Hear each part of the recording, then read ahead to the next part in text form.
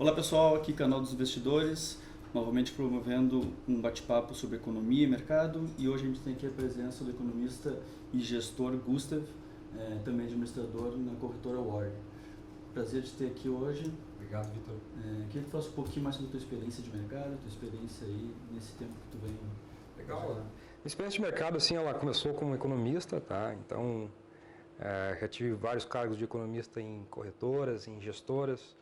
Fui sócio fundador de algumas gestoras aí que tiveram um PL bem significativo. E depois disso a gente se aventurou um pouco na parte de gestão. Tá? A gente tem alguns fundos rodando aí que estão dando uma bela rentabilidade para os clientes. E a nossa experiência também agora, por fim, é na parte de estruturação de produtos junto a uma administradora fiduciária. Então é um pouco uma experiência que vai desde do top-down lá da economia ao bottom-up de estruturação de produtos lá embaixo. Então é bem legal, a gente passou por várias partes do mercado financeiro e isso nos dá uma visão bem bacana de como é que as coisas funcionam. Interessante. Gustavo, me fala um pouquinho, o que tu achou do desempenho da equipe econômica do governo federal em 2019? Eu acho que dá para separar um pouco em termos de o que Banco Central fez e o que a equipe econômica do Ministério da Economia fizeram. Tá? Pegaram um país desestruturado, principalmente, o que nós precisamos fazer para tirar todas as travas de crescimento da nossa economia. Eu acho que esse é um grande papel que teve a equipe econômica do Ministério da Economia.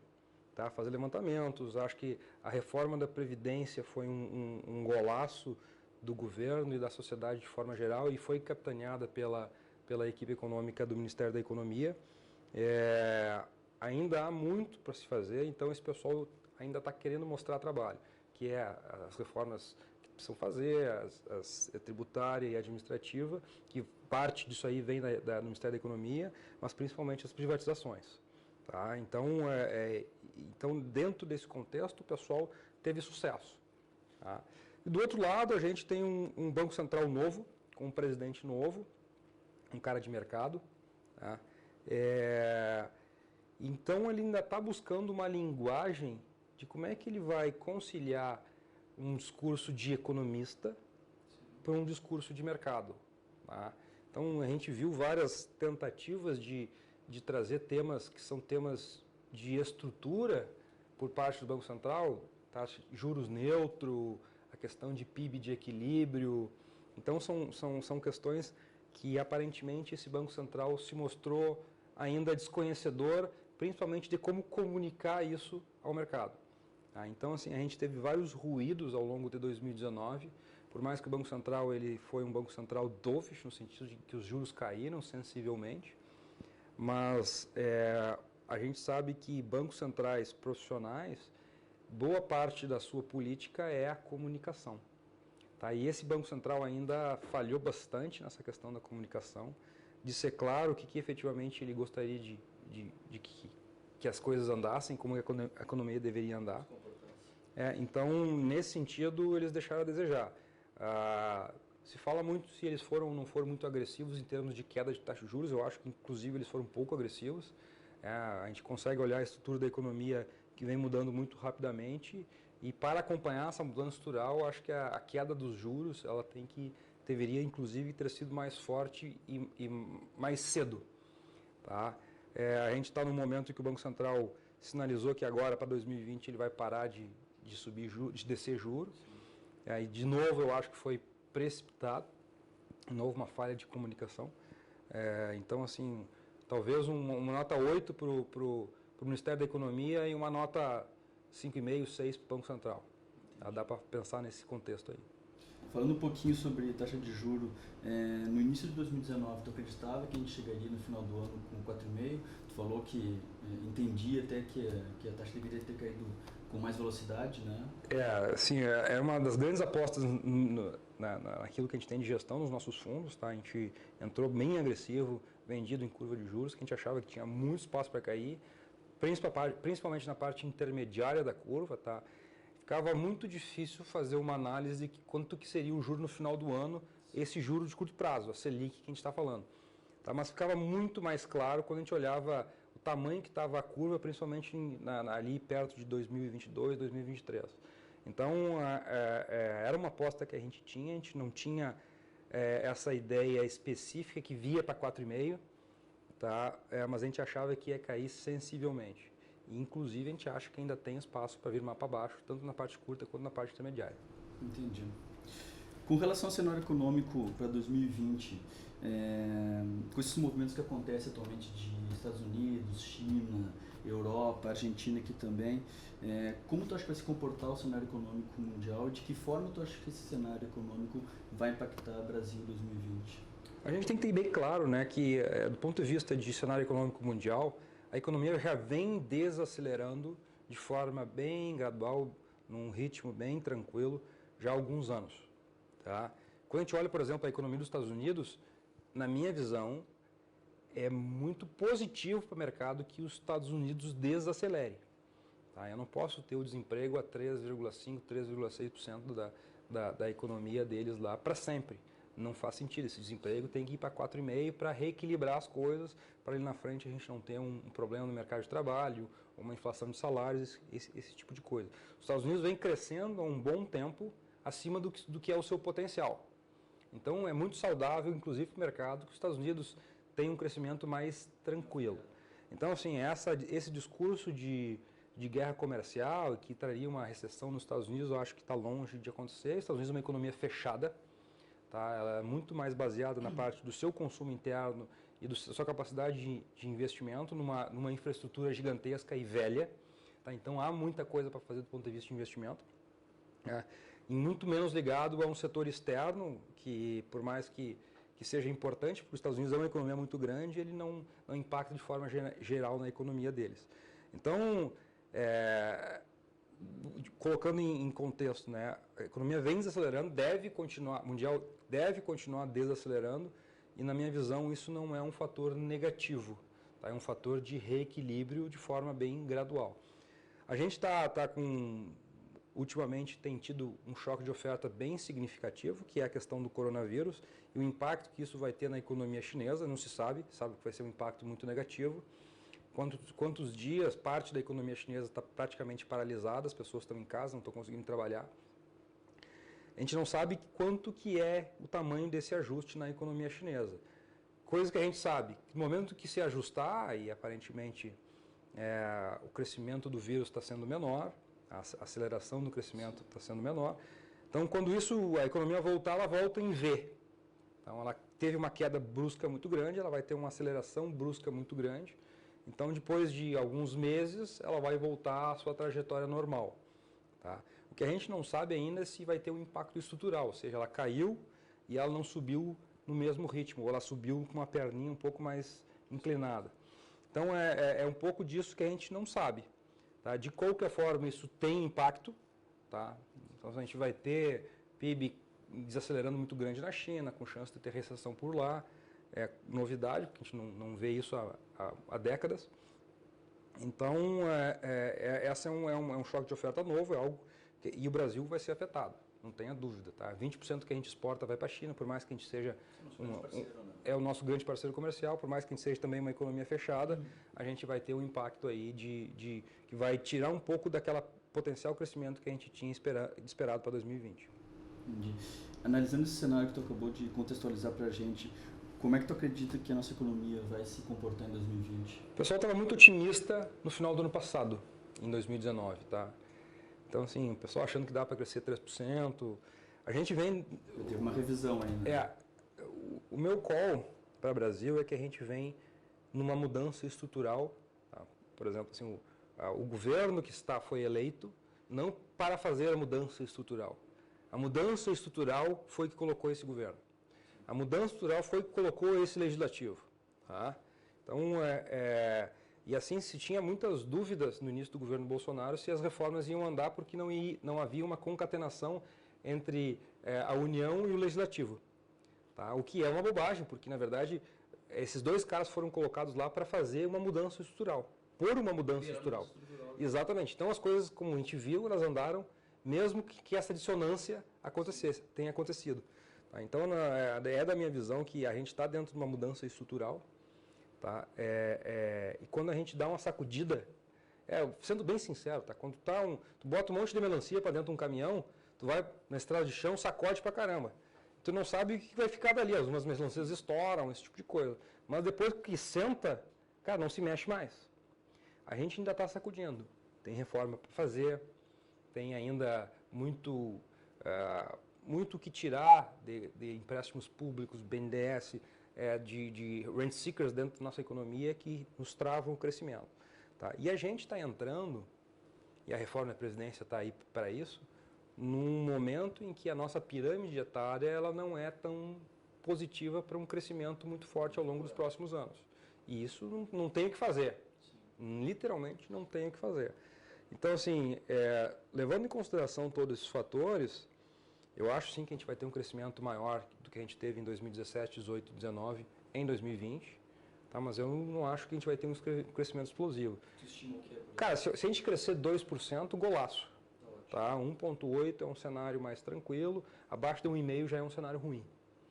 Tá? Então, assim, eu acho que a gente vai ficar nesse range de 1,5%, 2% para esse ano. Acho que vai ser um crescimento bom.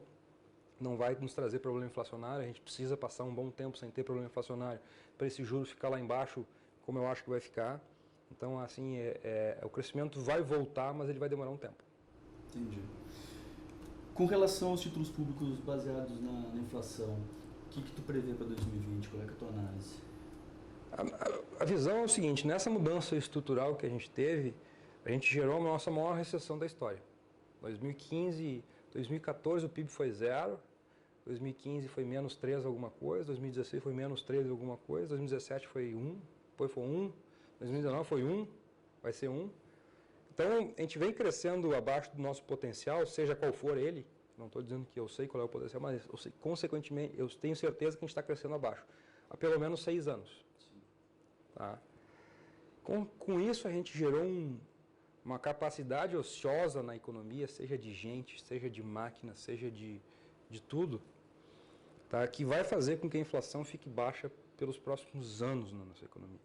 A gente tem choques pontuais de preços, como é o caso da carne, como foi na greve dos caminhoneiros em relação ao combustível.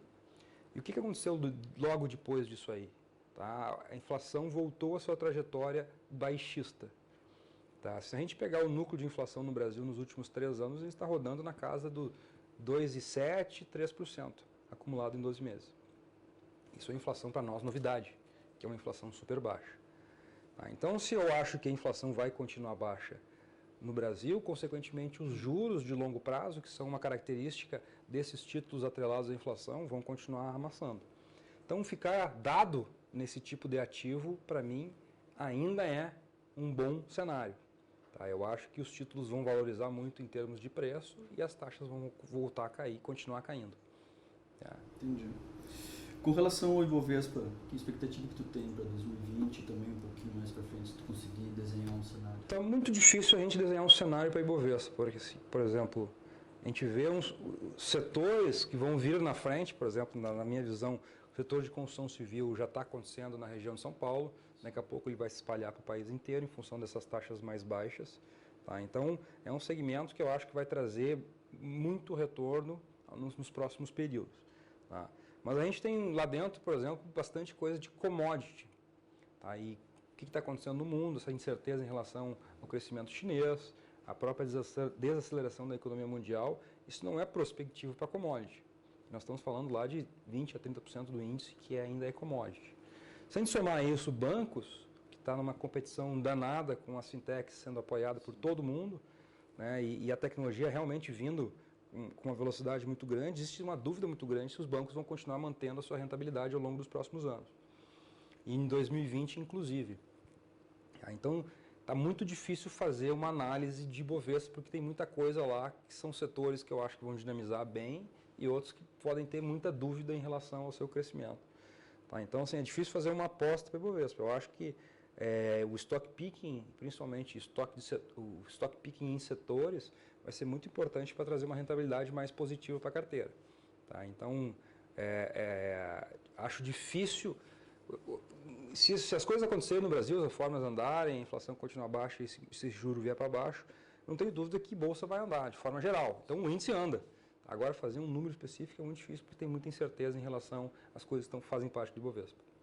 E tendo em vista todo esse cenário que tu colocou, que é um cenário de incertezas, onde que tu acredita que seriam as melhores alocações de recursos para esse ano? Eu acho que tem um espaço significativo ainda na parte média e longa da curva de juros. Tá? O mercado está colocando que a partir do final desse ano até 2023 não para de subir juros. Então, assim, se tu rodar uma curva de juros e extrair dela essa curva, todas as reuniões prospectivas do Copom, a gente tem aumento de juros desde o final desse ano até meados de 2022, em todas as reuniões do Copom. Tá? Na minha visão, isso é inimaginável. Tá? É literalmente inimaginável. Por mais que eu acredite que os juros se recompõem em algum momento nesse período, eu não acredito que vai subir em todas as reuniões do Copom do final desse ano para frente. Então, eu acho que tem um espaço significativo ainda na parte intermediária e longa da curva. Tá? Então, títulos longos, NTNFs longas e principalmente as Bs são ativos que eu acho que tem que olhar com bastante cuidado. Tá? São títulos voláteis, porque tem uma duration muito grande, mas o yield no curto prazo já foi. Tá? Eu acho que o stock picking setorial dentro de Bovespa é significativo. Então, olhar aqueles setores... A minha visão, tá? Toda essa mudança estrutural ela tem um fim no mercado financeiro, é que os juros estão baixos e ficarão baixos. Então, olhar dentro de bolsa os segmentos que mais se beneficiam deste contexto. Tá? O que é um segmento que mais se beneficia dentro de contexto? São projetos de longo prazo. Quanto mais longo prazo, mais a duration, mais a sua sensibilidade à queda da taxa de juros. Tá? Então, essa visão é bem simples. Agora, olhar especificamente qual é o ativo que vai performar, esse é um trabalho bem difícil, mas partindo desse cenário estratégico, que os juros estão lá embaixo, vão ficar lá embaixo, tá? Consequentemente, ao longo do tempo, quanto maior a duration do projeto, mais rentabilidade esse negócio vai dar, porque a sensibilidade à taxa de juros é mais significativa. Tá? Tu acredita que nesse cenário todo, o Brasil, tendo um crescimento de 1,5%, 1,8% ou 2%, tu acha que isso se mantém perene? A gente está num processo no meio de uma mudança estrutural. Tá? E a mudança estrutural está vindo para nos reposicionar em termos de crescimento. Tá? A gente não sabe ainda se o nosso crescimento potencial é algo de 2,5%, próximo de 2%, ou é acima ou abaixo disso. A gente não sabe ainda. Tá?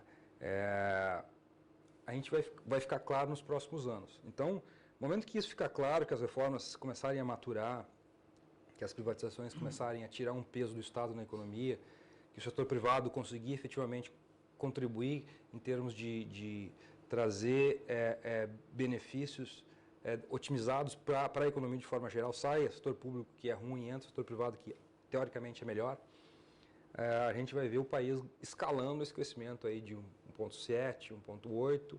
Eu acho que um número 2,8, 2,5 é um excelente PIB de longo prazo. Se a gente pegar a economia americana e rodar os 150 anos que ela tem de PIB, os Estados Unidos cresceu 2,8 ao ano na média histórica. Sim. E é a maior economia do mundo.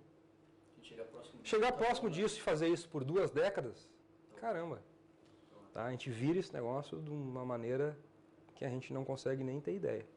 Perfeito.